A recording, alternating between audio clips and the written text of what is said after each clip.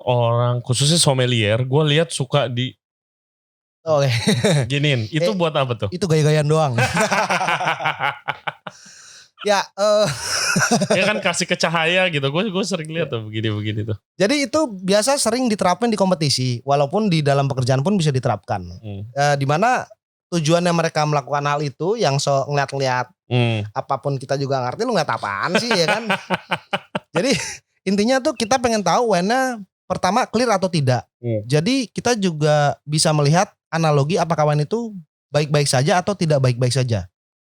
Kedua kita juga bisa menganalisa seberapa tinggi alkoholnya. Oke. Caranya dari mana? Oke. Jatuhin. Terus, nah nanti pelan-pelan ini akan ada bentukan di sini. Semakin lama dia turun, berarti dia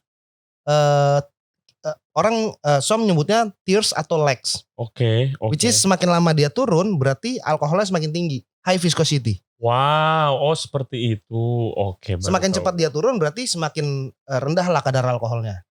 Oke. Gua dulu gantian gue cerita ya. Pengalaman gue awal-awal soal wine yang itu, yang beneran waktu di Prancis. Gue ikut course itu.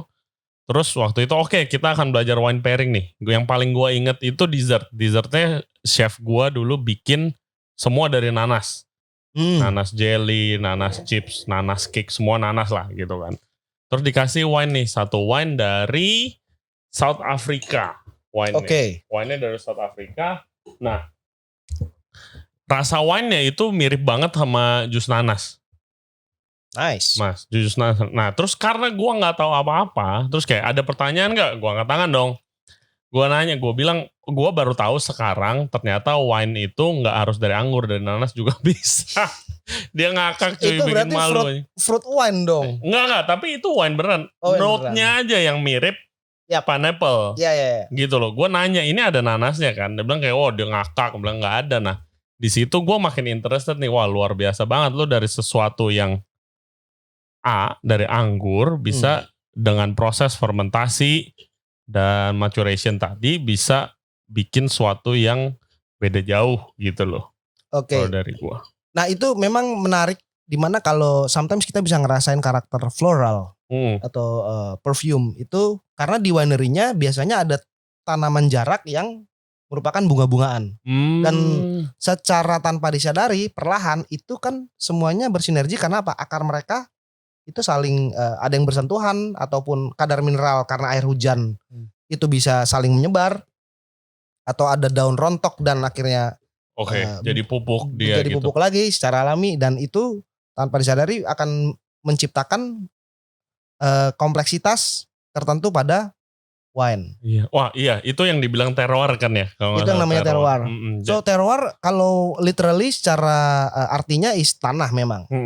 Cuman untuk pemahaman wine, terroir itu lebih kepada suatu pemahaman akan ya baik satu itu climate atau iklim, cuaca tertentu di suatu daerah atau vineyard yang di mana wine ditanam, grape ditanam.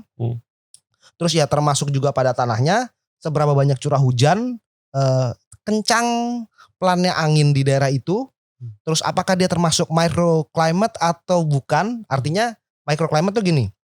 Di sebelah kiri vineyard anginnya kenceng, tapi di vineyard itu anginnya nggak kenceng. Nah, sedangkan di semua daerah itu anginnya kenceng, cuman di situ doang yang anginnya nggak kenceng. Bisa jadi karena dia ketutupan bukit atau apa. Itu bisa dibilang sebagai microclimate. Atau sinar mataharinya tidak banget nyinarin dia sama banyaknya atau sama lamanya dengan vineyard lain. Itu bisa dibilang microclimate.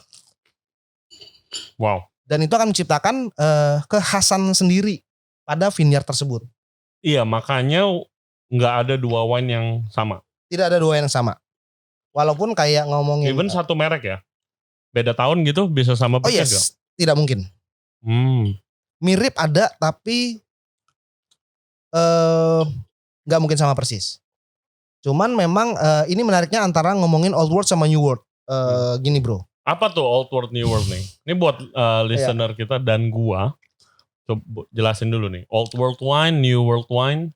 So kebetulan kan ini Hari Internasional World Wine Day. World Wine Day kita ini. And sebenarnya bagi negara-negara di sebelah sana, ya mereka memang merayakan World Wine Day ini dengan kalau winery ya dia buka winery-nya lebih lama, warehouse-nya lebih lama, jadi orang bisa testing, atau restoran biasanya akan memberikan promotion, misalnya buy one get two, dan tujuannya ya untuk melakukan celebration. Oke. And mana tadi? Begini kalau podcast sama wine. Oke, jadi kan kita lagi celebrate World Wine Day. Ya.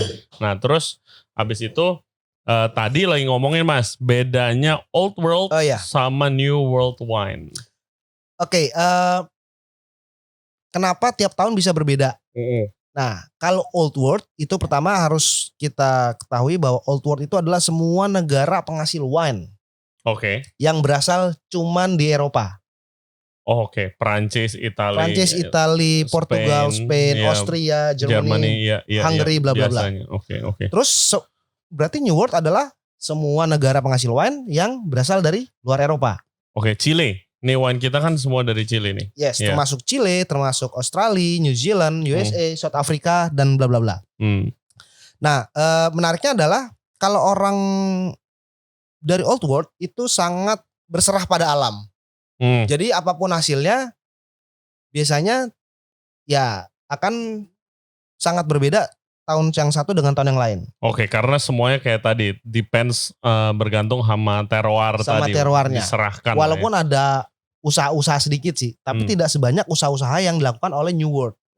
Karena di New World mereka lebih mengusahakan supaya wine-nya tetap bagus, walaupun di tahun-tahun yang misalnya terlalu banyak hujan. Iya. Atau hampir nggak ada hujan. Ya, kalau di negara tropis kan hujannya sering. Ya. Contoh Brazil misalnya. Brazil tuh termasuk negara panas yang they produce wine. Unfortunately belum ada Indonesia, ya udahlah mungkin nanti kalau sudah berkembang negara kita.